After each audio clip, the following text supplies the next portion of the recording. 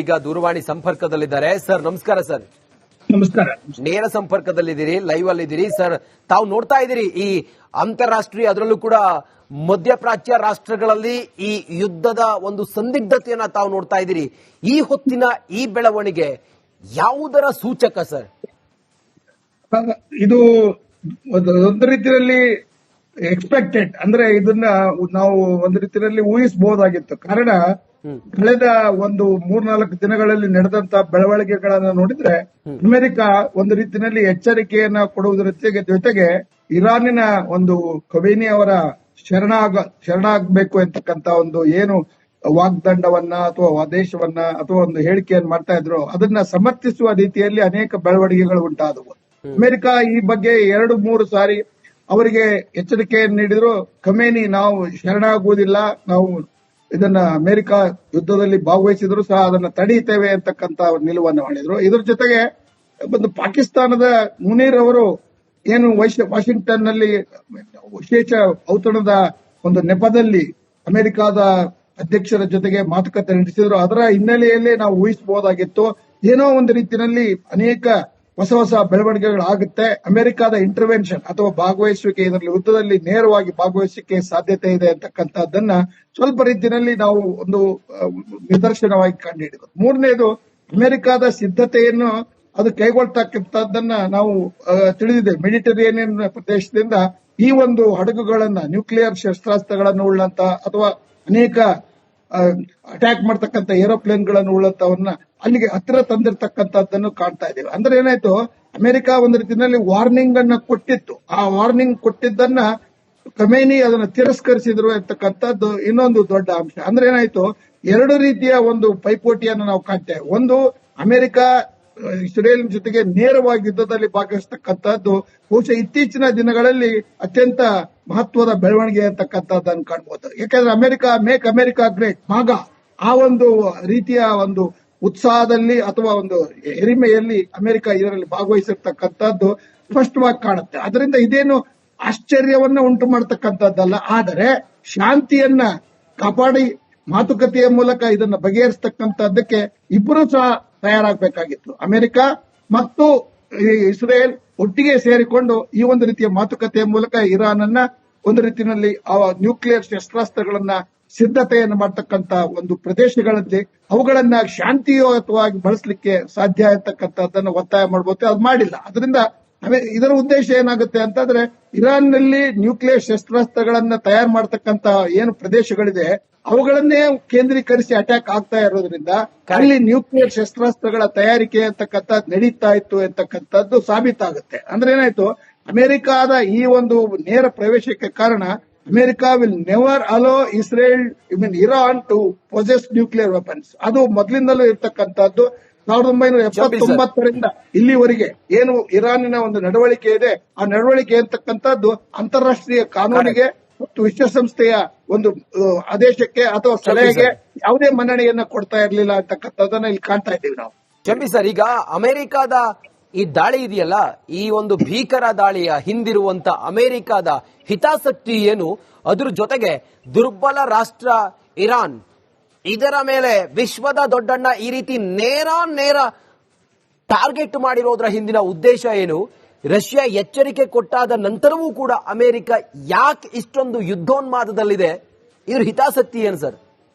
ಅಮೆರಿಕದ ಹಿತಾಸಕ್ತಿ ಅಂದ್ರೆ ಅದು ಅಮೆರಿಕ ಮೊದಲಿನಲ್ಲೂ ಒಂದು ರೀತಿಯಲ್ಲಿ ವಿಶ್ವದ ದೊಡ್ಡಣ್ಣನ ರೀತಿಯಲ್ಲಿತ್ತು. ಆದ್ರೆ ಆ ರೀತಿಯ ಒಂದು ಏನು ಯೂನಿಪೋಲಾರ್ ಅಂದ್ರೆ ಏಕ ಶಕ್ತಿ ಕೇಂದ್ರದ ಅಮೆರಿಕದ ಪ್ರಾಬಲ್ಯ ಇತ್ತೀಚೆಗೆ ಕಡಿಮೆ ಆಗ್ತಾ ಇತ್ತು. ಆದ್ರೆ ಟ್ರಂಪ್ ಏನು ಅಧ್ಯಕ್ಷರಾಗಿ ಆಯ್ಕೆ ಆದರು, ಅದರ ನಂತರ ಅಮೆರಿಕದ ಒಂದು ಶಕ್ತಿಯನ್ನು ಪ್ರದರ್ಶಿಸತಕ್ಕಂತ ಒಂದು ಸನ್ನಿವೇಶಕ್ಕೆ ಅಥವಾ ಒಂದು ರೀತಿಯಲ್ಲಿ ಮಾನಸಿಕ ಸಿದ್ಧತೆಗೆ ಟ್ರಂಪ್ ಕಾರಣ ಎಂತಕ್ಕಂಥದ್ದನ್ನು ಇಲ್ಲಿ ಊಹಿಸಬಹುದು. ಟ್ರಂಪ್ ಅಲ್ಲದೆ ಬೇರೆ ಯಾರಾದರೂ ಅಧ್ಯಕ್ಷರಾಗಿದ್ರೆ ಬಹುಶಃ ಈ ರೀತಿಯ ಒಂದು ಕ್ರಮ ಅಥವಾ ನೇರವಾಗಿ ಯುದ್ಧದಲ್ಲಿ ಪರೋಕ್ಷವಾಗಿ ಅಮೆರಿಕ ಭಾಗವಹಿಸ್ತಾ ಇತ್ತು. ಅದನ್ನು ತಿಳ್ಕೋಬೇಕು ನಾವು. ಏನಂದ್ರೆ ಅಮೆರಿಕ ಇದು ಪರೋಕ್ಷವಾಗಿ ಇಸ್ರೇಲಿಗೆ ಎಲ್ಲ ರೀತಿಯ ಸಹಕಾರಗಳನ್ನು ಕೊಡ್ತಾ ಇತ್ತು. ಅದಕ್ಕೆ ಬೇಕಾದಂತ ಒಂದು ಅಟ್ಯಾಕ್ ಮಾಡ್ತಕ್ಕಂಥ ಮಿಸೈಲ್ಗಳಾಗ್ಲಿ, ಏರೋಪ್ಲೇನ್ಗಳಾಗ್ಲಿ, ಇದನ್ನ ಒಂದು ರೀತಿಯಲ್ಲಿ ಪರೋಕ್ಷವಾಗಿ ಕೊಡ್ತಾ ಇತ್ತು. ಬಟ್ ಆದ್ರೆ ಅಮೆರಿಕದ ಭಾಗವಹಿಸಿಕೆಯಿಂದ ಒಂದು ಉದ್ದೇಶ ಸ್ಪಷ್ಟವಾಗುತ್ತೆ, ಈ ನ್ಯೂಕ್ಲಿಯರ್ ಶಸ್ತ್ರಾಸ್ತ್ರಗಳನ್ನು ತಯಾರು ಮಾಡುವ ಯಾವುದೇ ದೇಶ ಆ ರೀತಿಯ ಒಂದು ಪ್ರಯತ್ನವನ್ನು ಮಾಡಿದ್ರೆ ಅದನ್ನು ಹತ್ತಿಕ್ಕತಕ್ಕಂಥದ್ದನ್ನು ಮಾಡ್ತೇವೆ ಅಂತಕ್ಕಂಥದ್ದನ್ನ ಕಾಣಬಹುದು. ಕಾರಣ ಅವ್ರು ಏನ್ ಹೇಳಿದ್ರು, ಅಮೆರಿಕ ಒಂದು ರೀತಿಯಲ್ಲಿ ದೊಡ್ಡಣ್ಣನ ರೀತಿಯಲ್ಲಿ ವರ್ತಿಸ್ತಕ್ಕಂಥದ್ದು ಕಾಣ್ತಾ ಇದೆ. ಆದ್ರೆ ನೀವು ಹೇಳಿದ ಹಾಗೆ ರಷ್ಯಾ ಮತ್ತು ಚೀನಾ ಈ ಒಂದು ರೀತಿಯ ಪರೋಕ್ಷವಾದ ರೀತಿಯಲ್ಲಿ ಅಮೆರಿಕಕ್ಕೆ ಎಚ್ಚರಿಕೆಯನ್ನು ಕೊಟ್ಟರು. ಅಮೆರಿಕ ಅದನ್ನು ಕಡೆಗಣಿಸಿ ಒಂದು ರೀತಿಯಲ್ಲಿ ನೇರವಾಗಿ ಭಾಗವಹಿಸತಕ್ಕಂಥದ್ದು ಅತ್ಯಂತ ಒಂದು ಕ್ರಾಂತಿಕಾರವಾದ ಅಥವಾ ಒಂದು ರೀತಿಯಲ್ಲಿ ಮಹತ್ವದ ಬೆಳವಣಿಗೆ ಅಂತಕ್ಕಂಥದ್ದು ಹೇಳ್ಬೋದು. ಅಮೆರಿಕದ ಉದ್ದೇಶವಾದರೂ ಇಷ್ಟೇ, ಇಸ್ರೇಲಿಗೆ ಸಹಾಯವನ್ನು ಮಾಡುವ ನೆಪದಲ್ಲಿ ಇಡೀ ವಿಶ್ವದಲ್ಲಿ ಅಮೆರಿಕ ಮನಸ್ಸು ಮಾಡಿದ್ರೆ ಯಾವ ರಾಷ್ಟ್ರವನ್ನಾದರೂ ಶಿಸ್ತಿಗೆ ಅಥವಾ ಒಂದು ರೀತಿಯಲ್ಲಿ ಅದರ ಮೇಲೆ ಆಕ್ರಮಣವನ್ನು ಮಾಡಿ ತನ್ನ ಹಿರಿಮೆಯನ್ನ ಹೆಚ್ಚಿಸಿಕೊಳ್ತಕ್ಕಂಥದ್ದನ್ನು ಕಾಣ್ತೇವೆ. ಅಂದ್ರೆ ಏನಾಯ್ತು, ಅಮೆರಿಕದ ಉದ್ದೇಶ ಇರ್ತಕ್ಕಂಥದ್ದು ಅಮೆರಿಕದ ಶಕ್ತಿ ಪ್ರದರ್ಶನದ ಒಂದು ಅವಕಾಶ. ಖಂಡಿತ ಖಂಡಿತ ಚಂಬಿ ಪುರಾಣಿಕ್ ಸರ್, ಧನ್ಯವಾದ. ರಿಪಬ್ಲಿಕ್ ಕನ್ನಡ ಈಗ ದೂರವಾಣಿ ಸಂಪರ್ಕದಲ್ಲಿದ್ದಾರೆ. ಸರ್ ನಮಸ್ಕಾರ. ಸರ್ ನಮಸ್ಕಾರ. ನೇರ ಸಂಪರ್ಕದಲ್ಲಿದ್ದೀರಿ, ಲೈವ್ ಅಲ್ಲಿದ್ದೀರಿ ಸರ್. ತಾವು ನೋಡ್ತಾ ಇದ್ದೀರಿ ಈ ಅಂತಾರಾಷ್ಟ್ರೀಯ, ಅದರಲ್ಲೂ ಕೂಡ ಮಧ್ಯಪ್ರಾಚ್ಯ ರಾಷ್ಟ್ರಗಳಲ್ಲಿ ಈ ಯುದ್ಧದ ಒಂದು ಸಂದಿಗ್ಧತೆಯನ್ನ ತಾವು ನೋಡ್ತಾ ಇದ್ದೀರಿ.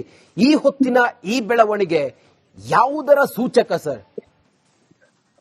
ಇದು ಒಂದು ರೀತಿಯಲ್ಲಿ ಎಕ್ಸ್ಪೆಕ್ಟೆಡ್, ಅಂದ್ರೆ ಇದನ್ನ ನಾವು ಒಂದು ರೀತಿಯಲ್ಲಿ ಊಹಿಸಬಹುದಾಗಿತ್ತು. ಕಾರಣ ಕಳೆದ ಒಂದು 3-4 ದಿನಗಳಲ್ಲಿ ನಡೆದಂತ ಬೆಳವಣಿಗೆಗಳನ್ನ ನೋಡಿದ್ರೆ ಅಮೆರಿಕ ಒಂದು ರೀತಿಯಲ್ಲಿ ಎಚ್ಚರಿಕೆಯನ್ನ ಕೊಡುವುದರ ಜೊತೆಗೆ ಇರಾನಿನ ಒಂದು ಖಮೇನಿ ಅವರ ಶರಣಾಗಬೇಕು ಅಂತಕ್ಕಂತ ಒಂದು ಏನು ವಾಗ್ದಂಡವನ್ನ ಅಥವಾ ಆದೇಶವನ್ನ ಅಥವಾ ಒಂದು ಹೇಳಿಕೆಯನ್ನು ಮಾಡ್ತಾ ಇದ್ರು, ಅದನ್ನ ಸಮರ್ಥಿಸುವ ರೀತಿಯಲ್ಲಿ ಅನೇಕ ಬೆಳವಣಿಗೆಗಳು ಉಂಟಾದವು.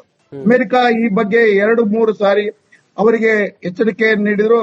ಖಮೇನಿ ನಾವು ಶರಣಾಗುವುದಿಲ್ಲ, ನಾವು ಇದನ್ನ ಅಮೆರಿಕ ಯುದ್ಧದಲ್ಲಿ ಭಾಗವಹಿಸಿದ್ರು ಸಹ ಅದನ್ನ ತಡೆಯುತ್ತೇವೆ ಅಂತಕ್ಕಂತ ನಿಲುವನ್ನು ಮಾಡಿದ್ರು. ಇದ್ರ ಜೊತೆಗೆ ಒಂದು ಪಾಕಿಸ್ತಾನದ ಮುನೀರ್ ಅವರು ಏನು ವಾಷಿಂಗ್ಟನ್ ನಲ್ಲಿ ವಿಶೇಷ ಔತಣದ ಒಂದು ನೆಪದಲ್ಲಿ ಅಮೆರಿಕದ ಅಧ್ಯಕ್ಷರ ಜೊತೆಗೆ ಮಾತುಕತೆ ನಡೆಸಿದ್ರು. ಅದರ ಹಿನ್ನೆಲೆಯಲ್ಲೇ ನಾವು ಊಹಿಸಬಹುದಾಗಿತ್ತು, ಏನೋ ಒಂದು ರೀತಿಯಲ್ಲಿ ಅನೇಕ ಹೊಸ ಬೆಳವಣಿಗೆಗಳಾಗುತ್ತೆ, ಅಮೆರಿಕದ ಇಂಟರ್ವೆನ್ಷನ್ ಅಥವಾ ಭಾಗವಹಿಸುವಿಕೆ, ಇದರಲ್ಲಿ ಯುದ್ಧದಲ್ಲಿ ನೇರವಾಗಿ ಭಾಗವಹಿಸಲಿಕ್ಕೆ ಸಾಧ್ಯತೆ ಇದೆ ಅಂತಕ್ಕಂಥದ್ದನ್ನ ಸ್ವಲ್ಪ ರೀತಿಯಲ್ಲಿ ನಾವು ಒಂದು ನಿದರ್ಶನವಾಗಿ ಕಂಡುಹಿಡಿದು. ಮೂರನೇದು, ಅಮೆರಿಕದ ಸಿದ್ಧತೆಯನ್ನು ಅದು ಕೈಗೊಳ್ತಕ್ಕಂಥದ್ದನ್ನ ನಾವು ತಿಳಿದಿದ್ದೇವೆ. ಮೆಡಿಟರೇನಿಯನ್ ಪ್ರದೇಶದಿಂದ ಈ ಒಂದು ಹಡಗುಗಳನ್ನ, ನ್ಯೂಕ್ಲಿಯರ್ ಶಸ್ತ್ರಾಸ್ತ್ರಗಳನ್ನು ಉಳ್ಳಂತ ಅಥವಾ ಅನೇಕ ಅಟ್ಯಾಕ್ ಮಾಡತಕ್ಕಂಥ ಏರೋಪ್ಲೇನ್ಗಳನ್ನು ಉಳ್ಳಂತವನ್ನ ಅಲ್ಲಿಗೆ ಹತ್ತಿರ ತಂದಿರತಕ್ಕಂಥದ್ದನ್ನು ಕಾಣ್ತಾ ಇದ್ದೇವೆ. ಅಂದ್ರೆ ಏನಾಯ್ತು, ಅಮೆರಿಕ ಒಂದು ರೀತಿಯಲ್ಲಿ ವಾರ್ನಿಂಗ್ ಅನ್ನ ಕೊಟ್ಟಿತ್ತು. ಆ ವಾರ್ನಿಂಗ್ ಕೊಟ್ಟಿದ್ದನ್ನ ಖಮೇನಿ ಅದನ್ನು ತಿರಸ್ಕರಿಸಿದ್ರು ಅಂತಕ್ಕಂಥದ್ದು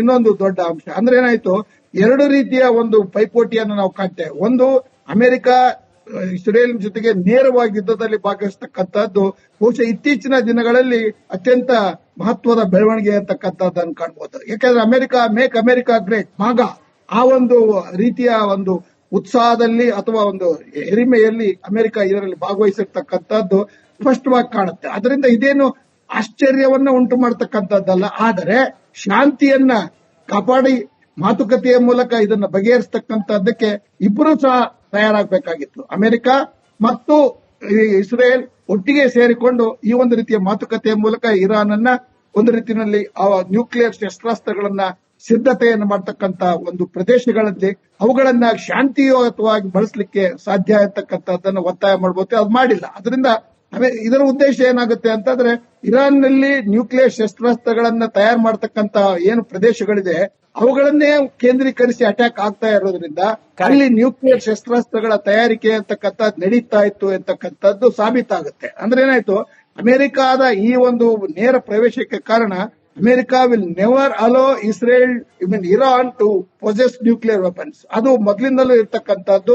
1979ರಿಂದ ಇಲ್ಲಿವರೆಗೆ ಏನು ಇರಾನಿನ ಒಂದು ನಡವಳಿಕೆ ಇದೆ, ಆ ನಡವಳಿಕೆ ಅಂತಕ್ಕಂಥದ್ದು ಅಂತಾರಾಷ್ಟ್ರೀಯ ಕಾನೂನಿಗೆ ಮತ್ತು ವಿಶ್ವಸಂಸ್ಥೆಯ ಒಂದು ಆದೇಶಕ್ಕೆ ಅಥವಾ ಸಲಹೆಗೆ ಯಾವುದೇ ಮನ್ನಣೆಯನ್ನ ಕೊಡ್ತಾ ಇರಲಿಲ್ಲ ಅಂತಕ್ಕಂಥದ್ದನ್ನ ಇಲ್ಲಿ ಕಾಣ್ತಾ ಇದ್ದೀವಿ ನಾವು. ಕೆಂಪಿ ಸರ್, ಈಗ ಅಮೆರಿಕದ ಈ ದಾಳಿ ಇದೆಯಲ್ಲ, ಈ ಒಂದು ಭೀಕರ ದಾಳಿಯ ಹಿಂದಿರುವಂತ ಅಮೆರಿಕದ ಹಿತಾಸಕ್ತಿ ಏನು, ಅದ್ರ ಜೊತೆಗೆ ದುರ್ಬಲ ರಾಷ್ಟ್ರ ಇರಾನ್, ಇದರ ಮೇಲೆ ವಿಶ್ವದ ದೊಡ್ಡಣ್ಣ ಈ ರೀತಿ ನೇರ ಟಾರ್ಗೆಟ್ ಮಾಡಿರೋದ್ರ ಹಿಂದಿನ ಉದ್ದೇಶ ಏನು?